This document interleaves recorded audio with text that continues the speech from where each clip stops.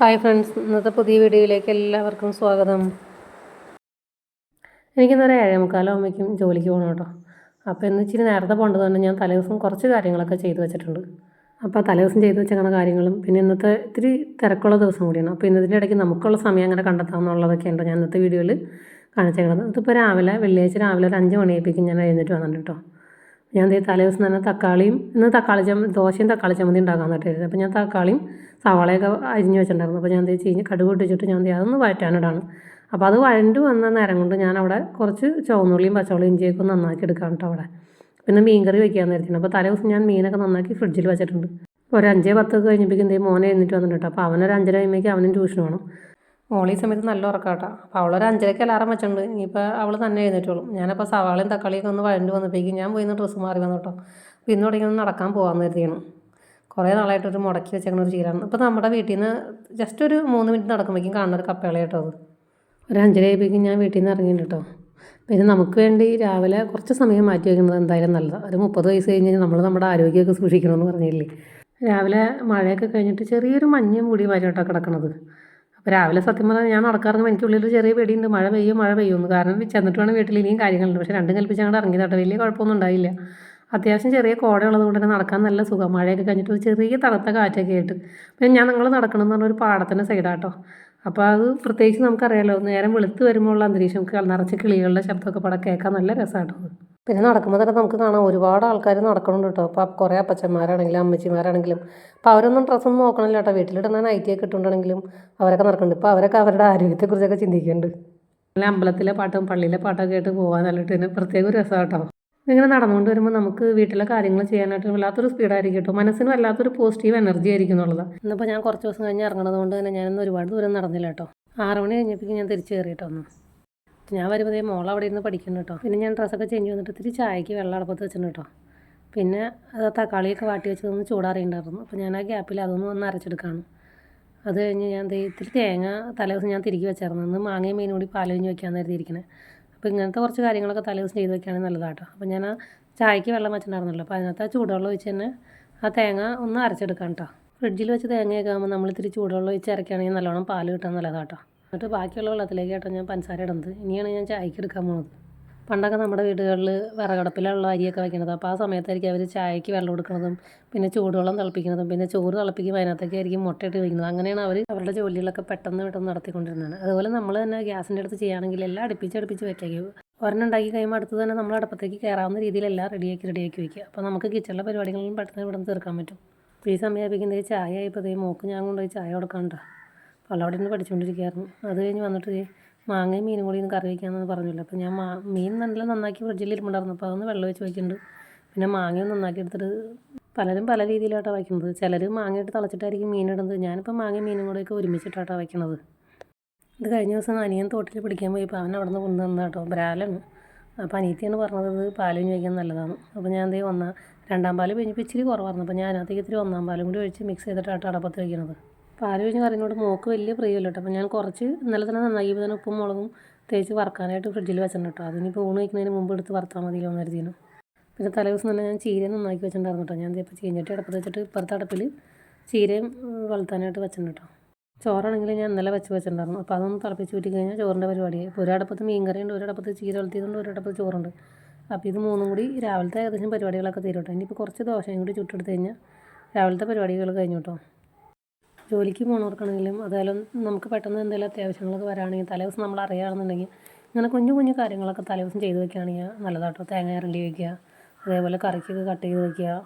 ഇതിപ്പോൾ വേണമെങ്കിൽ മീൻ കറിക്കുള്ള സവാളയും ചുവന്നുള്ളിലേക്ക് ഇന്നലെ നന്നാക്കി വയ്ക്കാം. ഞാൻ പക്ഷേ ഇന്നിപ്പോൾ സമയമുള്ളത് കൊണ്ട് ഞാനിന്നിപ്പോൾ രാവിലെ ചെയ്തെന്നുള്ളൂ കേട്ടോ. അതുപോലെ മക്കൾക്ക് ഇടാനുള്ള യൂണിഫോം ആയാലും നമ്മുടെ ഡ്രസ്സൊക്കെ ആണെങ്കിലും തലേദിവസം ചെയ്ത് വയ്ക്കാം. അങ്ങനത്തെ കുഞ്ഞു കാര്യങ്ങളൊക്കെ ചെയ്ത് വയ്ക്കുകയാണെങ്കിൽ രാവിലെ നമുക്ക് ഒരുപാട് തിരക്കില്ലാണ്ട് കാര്യങ്ങൾ നടത്താൻ പറ്റും കേട്ടോ. പിന്നെ ഞാൻ മീൻകറി വെച്ചപ്പോൾ ഇച്ചിരി കളർ കുറവ് വരുന്നുണ്ട്. അപ്പോൾ ഞാൻ ആ ഉള്ളി മുളകൊക്കെ ഒന്ന് മൂപ്പിച്ചപ്പോൾ ഇച്ചിരി മുളക് പൊടിയും കൂടി ഇട്ട് ഒന്ന് മൂപ്പിച്ചെടുക്കാൻ കേട്ടോ. അപ്പോൾ അത് കളറ് നമുക്ക് കറിക്കൊക്കെ വെച്ചേക്കണ കറിക്കൊക്കെ ഇച്ചിരി കളർ കുറവ് അങ്ങനെ എന്തെങ്കിലുമൊക്കെ ഉണ്ടെങ്കിൽ മഞ്ഞപ്പൊടി ആണെങ്കിൽ കുറവെങ്കിൽ മഞ്ഞപ്പൊടി ഇടുക. അപ്പോൾ എൻ്റെ കറിക്ക് ഇത്തിരി മുളക് പൊടിയാണ് കുറവ്. അപ്പോൾ ഞാൻ മുളക് പൊടി ഇച്ചിരി ഒന്ന് മൂപ്പിച്ചിടുന്നുണ്ട് കേട്ടോ. അപ്പോൾ ചോറ് കഴിഞ്ഞപ്പോൾ ചോറ് ഊറ്റിയിട്ടുണ്ട്. ഇനിയിപ്പോൾ ദോശമാവ് ഞാൻ തലേദിവസം അരച്ച് വെച്ചാണ് ഇഡ്ഡലി ഉണ്ടാക്കാൻ കരുതിയിരുന്നത്. അപ്പോൾ രാത്രി ഇപ്പോൾ മോൻ പറയാറുണ്ട് അവന് ഇഡ്ഡലി വേണ്ട, അവന് ദോശ ഉണ്ടാക്കിയായിരുന്നു. അത് കാരണം പിന്നെ രാവിലെ ദോശയുടെ പരിപാടിയിലേക്ക് കയറിയിട്ടോ. അപ്പോൾ മോന് സ്കൂളിലേക്ക് ദോശ തന്നെ മതി എന്നാണ് കേട്ടോ പറഞ്ഞത്. അപ്പോൾ അവൻ മഞ്ഞിന് പോയി ഒരു 3-4 ദോശ ചുട്ട് ഞാൻ അവന് സ്കൂളിലേക്കുള്ള വാർത്തുന്നുണ്ട്. അപ്പോൾ ഈ കിട്ടിയ ഗ്യാപ്പിൽ ഞാൻ മോക്ക് സ്കൂളിലേക്കുള്ള ചോറും ചീരവലത്തെ പാടം അവൾക്ക് കൊടുക്കുന്നുണ്ട് കേട്ടോ. ദോശ ചൂടാൻ വെച്ചിട്ട് ഞാൻ അതിൻ്റെ ഇടയിൽ കൂടെ ഓരോ പരിപാടികളായിട്ട് ചെയ്ത് തീർക്കാണ്ട് പോയി ജസ്റ്റ് ഒന്ന് ഇറയമ്പരയൊക്കെ ഒന്ന് അടിച്ചിട്ടാണ്. വൈകുന്നേരം വരുമ്പോൾ അപ്പോൾ അത്രയും പണി കുറവുണ്ടാവുമല്ലോ എന്ന് കരുതിയാണ്. അപ്പോൾ ഇറയമ്പരയൊക്കെ ഒന്ന് അടിച്ചിട്ടുണ്ട്. അപ്പോൾ ഈ സമയമായിപ്പിക്കും മോളെ കഴിഞ്ഞിട്ട് അവളുടെ യൂണിഫോമൊക്കെ ഇട്ട് അവളവിടെ റെഡി ആയിരിക്കുന്നുണ്ട് കേട്ടോ. പിന്നെ അവനെ സ്കൂളിലേക്ക് കൊണ്ടുപോകാനുള്ള ദോശയൊക്കെ ആയി കഴിഞ്ഞപ്പോൾ അതും കൊടുത്തേക്കുന്നുണ്ട്. പിന്നെ മോൻ വരുമ്പോൾ അവന് കൊടുക്കാനുള്ള ദോശയും മോളിപ്പോൾ ഇതിൻ്റെ ഇടയ്ക്ക് ആകുമ്പോൾ അവളെ കൊണ്ടുപോയി കഴിക്കുന്നുണ്ട് കേട്ടോ. അപ്പോൾ ഇത്രയും കൂടി കഴിഞ്ഞ് ഏകദേശം അടുക്കളയിൽ എൻ്റെ പരിപാടികളൊക്കെ കഴിഞ്ഞ് പിന്നെ അടുക്കള ഒന്ന് ക്ലീൻ ആക്കിയിട്ട് ഇനിയിപ്പോൾ വൈകുന്നേരമാണെങ്കിൽ എനിക്ക് വന്നാൽ കിച്ചണിൽ വലിയ കാര്യമായ പരിപാടികളൊന്നും ഉണ്ടാവില്ല. നാളത്തേക്ക് എന്തെങ്കിലും ചെയ്ത് വെക്കാൻ മാത്രമേ ഉണ്ടാവുള്ളൂ കേട്ടോ. പിന്നെ വൈകുന്നേരം വന്നെന്ന് പറഞ്ഞാൽ ചോറ് തിളപ്പിക്കാനാണ്. പിന്നത്തേക്കുള്ള ചോറും കറിയും പിന്നെ മീനും ഒന്ന് വറുത്താൽ മതി. അപ്പോൾ ഇത്രയും പരിപാടി കഴിഞ്ഞ് ഇന്നത്തെ ഫുഡിൻ്റെ പരിപാടി കഴിഞ്ഞു കേട്ടോ. ഇപ്പോൾ ഞാൻ ജോലിക്ക് പോയിട്ട് അവിടുത്തെ കുറച്ച് കാര്യങ്ങളാട്ടോ. അത് കഴിഞ്ഞ ദിവസം എൻ്റെ അടുത്ത് ഒരു കമൻറ്റ് ഉണ്ടായിരുന്നു ജോലി സ്ഥലമൊക്കെ ഒന്ന് കാണിക്കാമെന്ന്. അപ്പോൾ അത് കമ്പനിയായിട്ടോ ഈ കാണുന്നത്. ഇപ്പോൾ ഓഫീസാണ് ആ കണ്ടത്. ഓഫീസ് പക്ഷേ നമ്മൾ തുറക്കാറൊന്നുമില്ല, ഒരു 3-4 കൊല്ലമായിട്ട് അടഞ്ഞിടക്കാണ്ട് ഈ കാണുന്നത്. പിന്നെ നമ്മുടേന്ന് പറഞ്ഞാൽ മൊത്തം പാട സൈഡാണ്. അപ്പോൾ ഇതൊന്ന് കുറച്ചധികം സ്ഥലമുണ്ട്. അപ്പോൾ അത് മൊത്തത്തിൽ ക്ലീനാക്കി കൊണ്ടുനടക്കാമെന്ന് പറഞ്ഞാൽ ഇച്ചിരി ബുദ്ധിമുട്ട് കേട്ടോ. തൊഴിലുറപ്പുകാർ ഇവിടെ പണിക്ക് വരുമ്പോഴാണ് ഇത് മൊത്തത്തിലൊന്ന് ക്ലീനാക്കി കാണുന്നത്. പക്ഷേ ക്ലീനാക്കിയിട്ടാലും ഒരു മാസം പോലും തികച്ചെടുക്കില്ല കേട്ടോ. അപ്പോഴേക്കും ഇതിങ്ങനെ കാട്ടി പിടിച്ച കാര്യം. ഇതിപ്പോൾ നമ്മുടെ അച്ചാർ കമ്പനി ആയിരുന്നു കേട്ടോ. അപ്പോൾ അച്ചാർ കമ്പനിയൊക്കെ നിർത്തിയിട്ട് ഒരു 3-4 വർഷമായിട്ടുണ്ട്. 4-5 വർഷമായിട്ടുണ്ട്. ഇതിപ്പോൾ ഞങ്ങൾ വാടകയ്ക്ക് കൊടുത്തേക്കാണ് കേട്ടോ.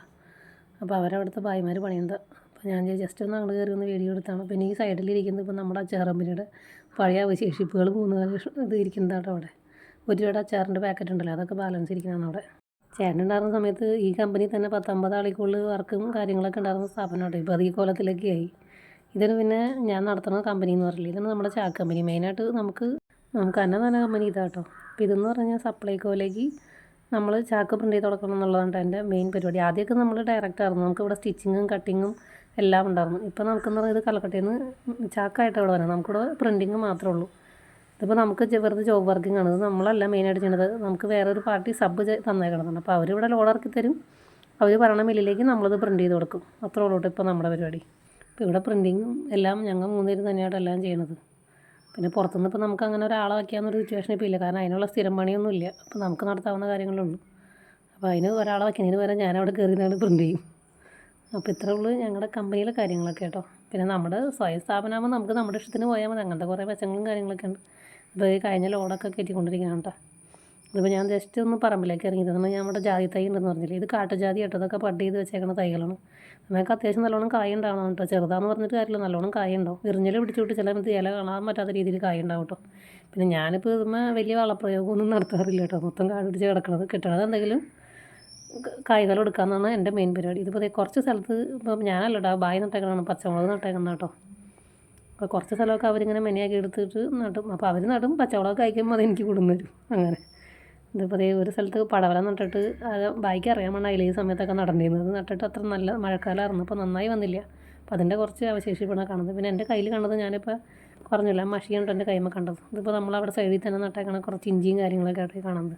വർക്കില്ലാത്ത സമയത്ത് അവരുടെ മെയിൻ പരിപാടി ഇങ്ങനെ ഇതൊക്കെ കേട്ടോ. ചിലപ്പോൾ ഇഞ്ചിയോ അല്ലെങ്കിൽ ചീരയോ അങ്ങനെ എന്തെങ്കിലും സീസൺ അനുസരിച്ച് എന്തെങ്കിലുമൊക്കെ ആയിട്ട് അവർ ചെയ്തുണ്ടാക്കും കേട്ടോ അവിടെ. ഇതിപ്പോൾ കാട് പിടിച്ച് കിടക്കണമെന്നില്ല, നമുക്ക് അത്യാവശ്യം ഒരു വീട്ടിലേക്ക് വേണ്ട ചക്കയും മാങ്ങയും അങ്ങനത്തെ ഐറ്റംസൊക്കെ ഇഷ്ടമായി ഇവിടെ ഉണ്ട് കേട്ടോ. അപ്പോൾ തേങ്ങ വെളിച്ചെണ്ണയാണെങ്കിൽ എനിക്ക് നേരെ കാശ് കൊടുത്ത് മേടിക്കണം വന്നിട്ടില്ല. ഇവിടെ അത്യാവശ്യം തെങ്ങ് കുറേയൊക്കെ കേടായി പോയെങ്കിലും അത്യാവശ്യം തെങ്ങുമ്മയൊക്കെ തേങ്ങ ഉണ്ട്. അപ്പോൾ വീട്ടിലേക്കാണെങ്കിൽ എനിക്ക് വെളിച്ചെണ്ണ ഇടാനുള്ള തേങ്ങയാണെങ്കിലും കിട്ടും. മാങ്ങാക്കാലമായി കഴിഞ്ഞാൽ മാങ്ങ തിന്ന് മരിക്കുക, അതിന് മാത്രം മാങ്ങ ഉണ്ടാകും കേട്ടോ.